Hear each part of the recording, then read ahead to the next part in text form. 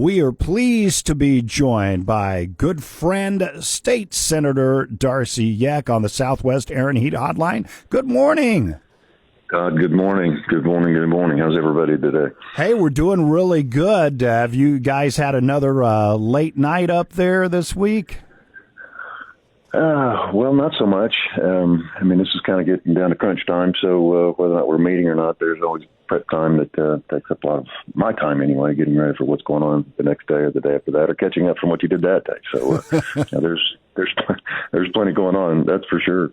Oh, my goodness. Well, the governor signed the new literacy legislation the other day, so that was a cool thing. Of course, sending more and more stuff to his desk, but still working on trying to finalize some other bills that have gone through the House into your chamber. And one that's got a lot of publicity lately is the sports gambling bill. A lot of people thought that was going to pass the Senate yesterday, but it failed 27-21. What was kind of the debate and the thinking yesterday on that? Well, that was Senator Coleman. Coleman, he's from Ponca City area, so he and his counterpart in the House, they've been trying to get sportsbook gambling for years, and came across again this year in a similar fashion. I think it was tweaked a little bit from what we'd seen before, but passed in the House, so it came over to our side, we heard it on the floor yesterday. It did go down 27-21. Of course, it's got to get 25 votes to win, so it was short of that. Yeah, it was what would it be, just an extension of the compact that was signed, I think it was back in 1992 when Governor Walters was the governor. I think it was called the State Tribal Gaming Act back then, so this would just have amended that compact to include really expanding gambling beyond what it is right now into sports books and those sorts of things. So not something that I supported. We've had other opportunities to vote on different expansion of gambling over the years. I think it was 2018. I called it Ball and Dice. It would just expand gambling into roulette and craps, and I didn't support that one either, but that one did pass. So we've had that. They've had that capability. The tribes have had that capability in the casinos since then.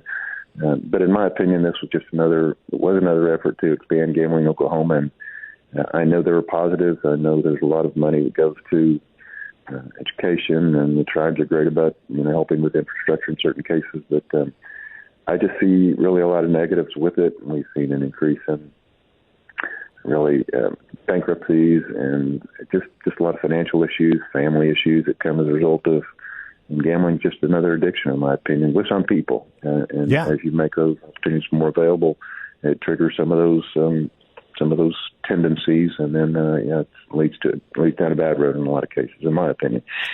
Yeah, totally understand. And I would think that a lot of the opposition is probably about that, just not wanting to keep expanding more and more gambling.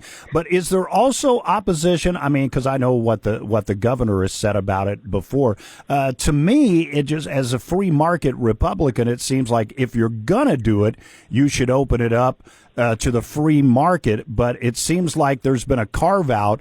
Hey, the tribes should just run it and expand their little empire. And personally, I don't think that's fair.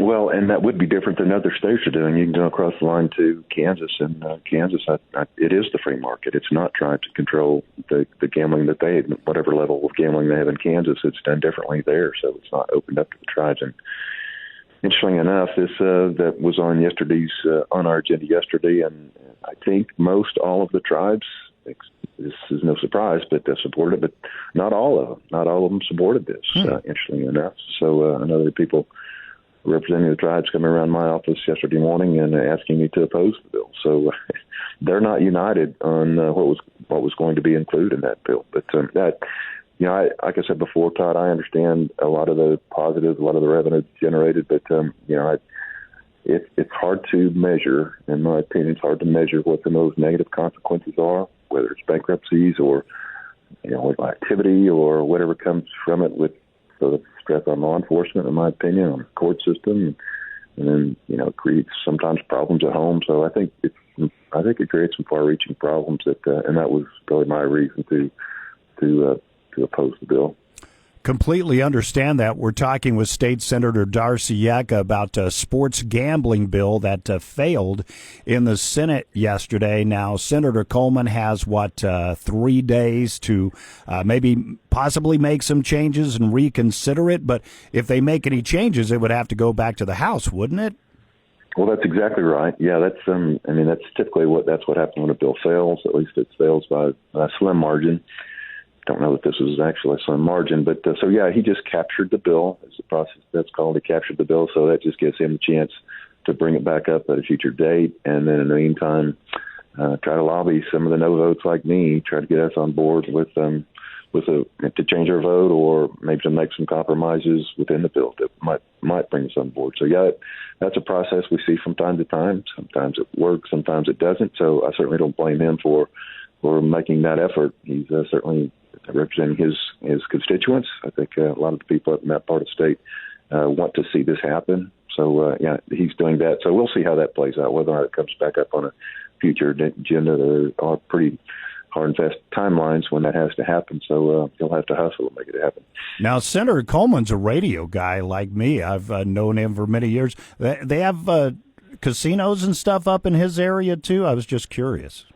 There are. I don't know which tribes those are, Todd, but there are casinos up in northern Oklahoma. And I think the world of Senator Coleman. He's and I said this during my debate yesterday. He's one of the guys that I really I respect the way he handles himself, and I won't go any further than that. But he's a good man, and I'm trying to call him my colleague. So he does a good job, and he represents his constituents very well.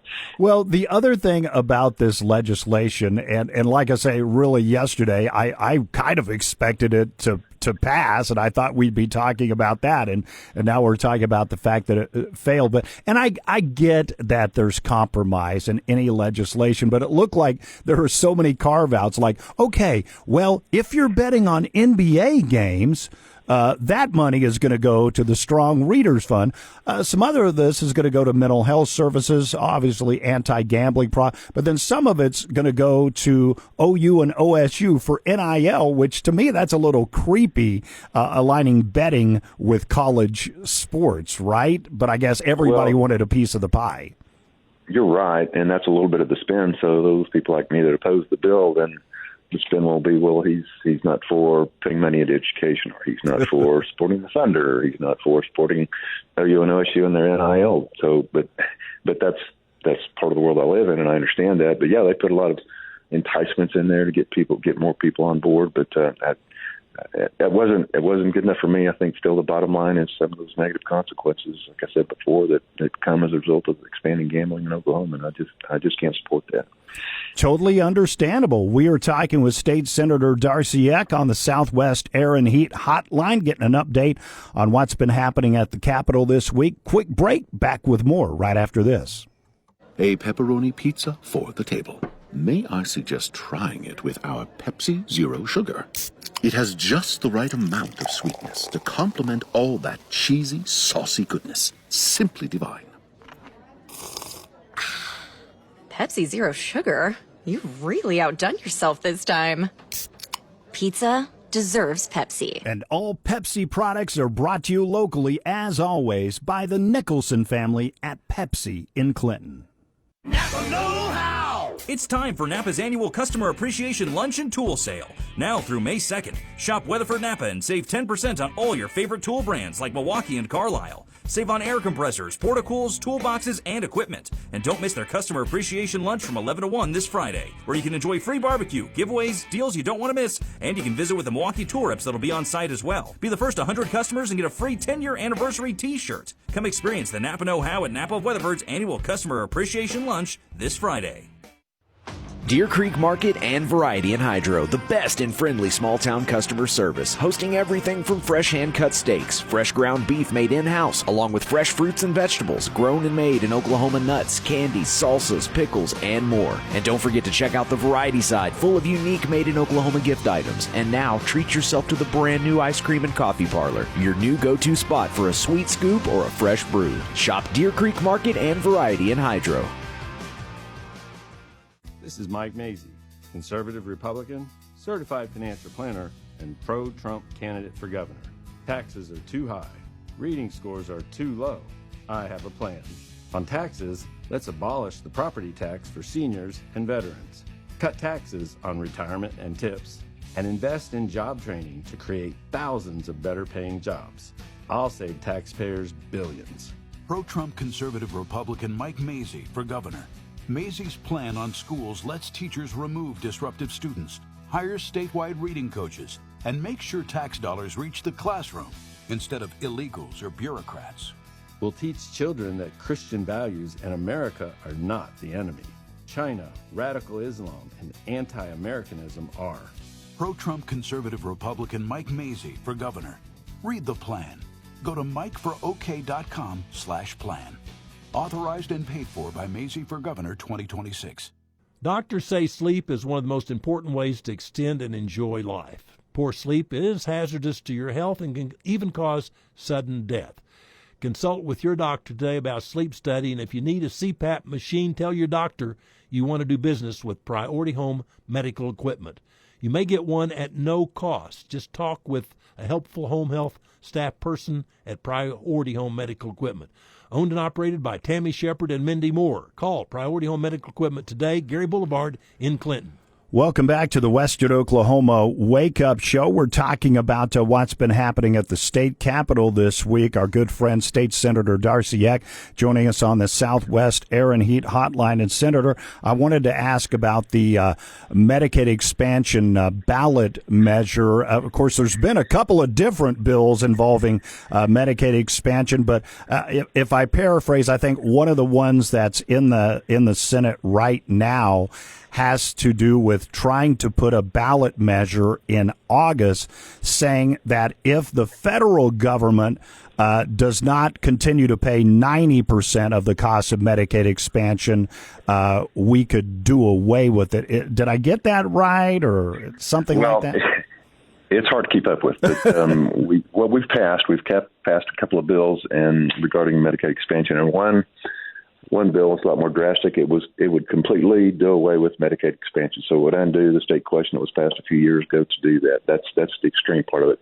And another one would take it out of the Constitution, which is what the voters voted for, put that Medicaid expansion in the Constitution. But the other bill would take it out of the Constitution and put it in statute. So at that point, the legislature could make some changes. So, for example, what the voters agreed to when they put it in the Constitution, the state share of the cost of Medicaid expansion was 10% of the cost. So federal government paid 90%, the state paid 10%. So that's fine, and we agreed to that, and the state's shown that we can afford that. However, the federal government's saying that they may change that share from 90-10 to it could go 50-50, it could go 60-40. So at that point, instead of what it's costing now, it could cost, the number we've seen from the Healthcare Authority is up to $500 million.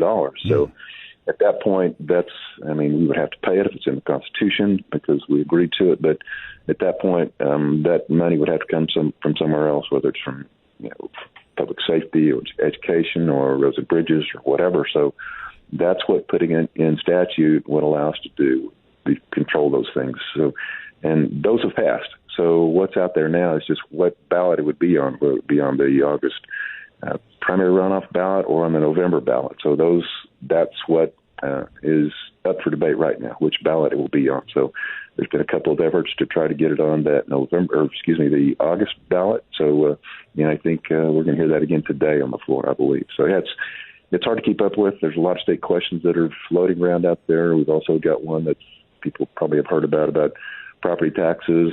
So, but those are just a few of the state questions that are out there. And I think that some people call it state question fatigue, and I kind of agree to that. So when there's going to be so many on a ballot, whether it's August, November, it's really hard for people to keep up with what those would do, those initiative petitions would do, and stay informed on those. So that's the challenge. But we got a lot of balls in the air right now, and it's kind of hard to keep up with them. I understand from the public's perspective. I get that. Well, and whether it's on the August ballot or the November ballot, to me, it's a little bit tough because I can imagine the people that are not in favor of changing that.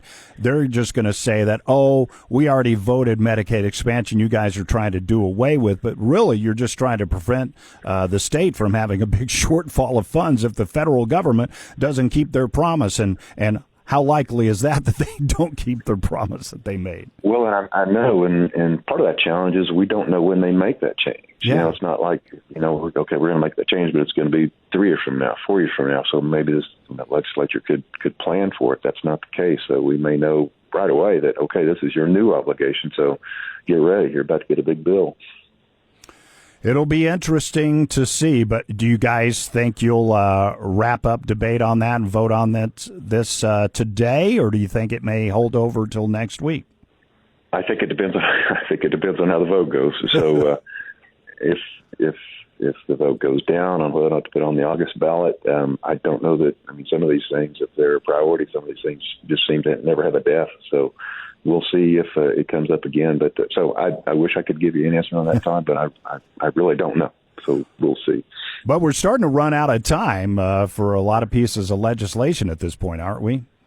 Well, what I've seen in my time up here, when a budget is approved, there's really not much appetite to stick around and do some of this policy work. So when the budget's been approved, they're signed the budget, so we're there as far as that goes. So, yeah, we are in a tight time crunch. This is an election year for a lot of guys, so they would like to get out there and get on the campaign trail. So I understand that. So I think any kind of legislation or policy we move at this point will be some of those priority issues, and I think they'll say some of the other bills, and that includes mine and a lot of other people that we've put a lot of work into and like to see them move. Some of those probably will wait until another session. So that's what I anticipate to happen. Visiting with State Senator Darcy Eck. Now, you had quite a few visitors up at the Capitol this week for Route 66 days. I'm sure you saw a lot of familiar faces. Oh, I did. That was a busy day, but I was glad they were here. Yolanda was here, and Mayor Brown, Wright, Julia Linnaeus from the museum was here. Yeah. So it was great to see them. They set up a booth there, and along with a lot of the other communities that are on Route 66. So it's always good to see those folks. You guys in Weatherford are so well represented by those people. They've, from the get-go on that centennial, when the grants came out, I know they formed a group, and they did a collaboration with the city, and they've done a lot of things to prepare for this centennial. So I'm very proud of what they've done, and the people in Weatherford should be too, because they've been very active. And we also had, this is one of my favorite days, 4-H Day this week. Nice. And we had a couple. Yeah, it's fantastic. So a couple ladies came by my office. Jenna Stutzman, I've seen Jenna up here before. She's a young lady from Weatherford, and I think it was Taryn Gathers from the Hydro area. So Taryn is the leader of my son's 4-H club. She's awesome. Okay. I told those girls and what they're doing in 4-H and all the other activities they have, and I know when those kids come up here, whether it's 4-H or NFA, those kids are the cream of the crop, and just the skills they gain through that. I mean, from the time they start, and some of them start in preschool. They just start in 4-H, and then by the time they're high school age, they are so poised and confident. It's just amazing, and just the skills they get from being involved in those organizations. And I told them, I said, you guys, you may not realize what you're setting yourself up for, but when it comes to college interviews, job interviews, those things, they'll just knock it out of the park. So they're fantastic, and both those ladies are very impressive. So their family should be very proud of them. Absolutely, without a doubt. Well, your final session, Senator, a little bit bittersweet? Well, for sure. It's been quite a process, that's for sure. I don't know that everything I was told to expect in the job has held true, but had those people that were encouraging me back in the day, had they shared with me some of the things that the job entailed, I'm not sure I would agree to put my name in the ballot, but hey, at this point, I have no regrets. I've met some amazing people, whether it's out in my district, this district, or the one when I ran back in Beckham County and Roger Mills County. I met some wonderful people. So those relationships are going to be lifetime relationships, and that's been wonderful. So it is bittersweet. I'll miss the people up here that I've met, people in some of the agencies. We've got some wonderful people in state government that are very dedicated to what they do, and without some of those people, we wouldn't. Some of the things I took for granted, until I got up here, I really shouldn't, because it takes a lot to make things happen. All those services get delivered properly. It's very impressive, and I'm very thankful to have been a part of it, Todd. Well, we're thankful that you've been representing us, and I count you as a friend, and I remember when you were first running, getting to talk to you for the very first time, and I was like, this is an impressive guy, and you've done a great job for us. I kind of measure part of it by, I had no grandkids when I ran, and I was 6. And I think our first interview, I think that's when your son was born. Yeah. And I think there was some concerns back then, if I remember right. So and he's what, 4th grade, 5th grade? Yeah, fourth grade. Yep. There you go. So, yeah, time flies. And I consider you a friend for sure. That's true. Appreciate everything you've done, and appreciate you taking time out of your schedule to visit with the folks of Western Oklahoma. Have a wonderful day today, and I hope you have a great weekend coming up. Thanks, Todd. You do the same. Always appreciate it. That's State Senator Darcy Yeck joining us on the Southwest Air and Heat Hotline. News coming up next. News from the Radio Oklahoma News Network. I'm Ann Roberts. The family of an OHP trooper killed last week in a crash on I-35 is suing the trucking company and driver for negligence. The crash killed Trooper Vernon Brake, Mercedes Bain, and her 4-year-old daughter. Bain reportedly swerved to miss debris on the highway and hit Trooper Brake's patrol vehicle, killing all 3. The lawsuit alleges the truck was carrying an unsecured load, which caused traffic cones to fall off the trailer, resulting in the deadly crash. A federal jury awards $2 million to the family of an inmate. A state Senate committee approves a bill designed to stop an apparent increase in assaults on classroom teachers by students in 3rd through 5th grade. Students would be subject to punishment ranging from suspension to expulsion for assaulting a teacher or volunteer. From the Radio Oklahoma News Network, I'm Ann Roberts. I was live streaming makeup tips when my internet went down. My followers were furious. Both of them. Someone damaged the gas line and our service was turned off for safety. Now my chili is ruined and I'm simmering. As my daughter was digging into my chocolate delight, someone dug through a water main. No water, No bath. no delight. All because my neighbor didn't contact 811. Okie 811 reminds you to contact 811 before digging. Great Plains Kubota is here to help turn your dream projects into reality. You love your land and you have plans for it. During Kubota Orange Days, you'll love the great deals on our versatile, reliable lineup. Visit us today for the best deals of the year. Now through June 30th, 0% financing available, or save up to $5,500 on select compact tractors. Sale ends soon. Go to GreatPlainsKubota.com for more information.